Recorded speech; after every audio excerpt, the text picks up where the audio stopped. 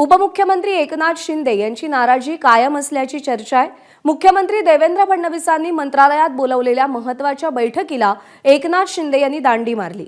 याशिवाय नगरविकास आणि पाणीपुरवठा मंत्रालयाच्या नियोजित बैठकाही त्यांनी रद्द केल्या। त्यामुळे राजकीय वर्तुळात तर्कवितर्कांना उधाण आलंय। शिंदेंच्या गैरहजेरी मागचं नेमकं कारणही अजून गुलदस्त्यात आहे। त्यामध्ये आज दुपारी 12 वाजता मंत्रिमंडळाची बैठक होणार आहे। त्यामुळे आजच्या बैठकीला शिंदे उपस्थित राहणार का याकडे लक्ष लागलंय। गेल्या आठवड्यात राज्य मंत्रिमंडळाच्या बैठकीला सुद्धा एकनाथ शिंदेंनी व्हिडिओ कॉन्फरन्सिंगद्वारे हजेरी लावलेली होती।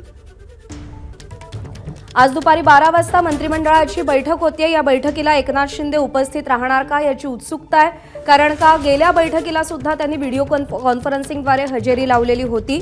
त्यामुळे या बैठकीत तरी मुख्यमंत्र्यांनी बोलवलेल्या या बैठकीत तरी एकनाथ शिंदे उपस्थित राहतात का याकडे सगळ्यांचं लक्ष आहे।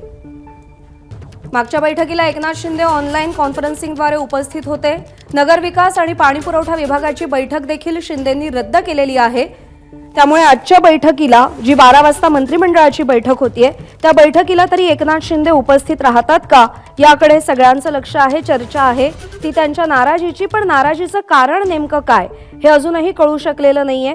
सातत्यानं एकनाथ शिंदे यांच्या नाराजीची राजकीय वर्तुळामध्ये चर्चा होत असते।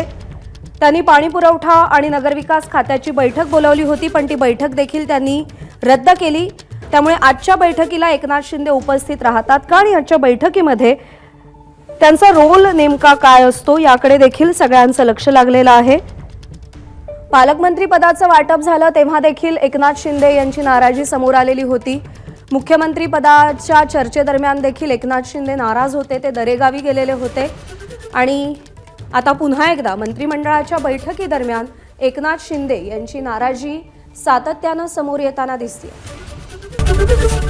एबीपी माझा, उघडा डोळे बघा नीट।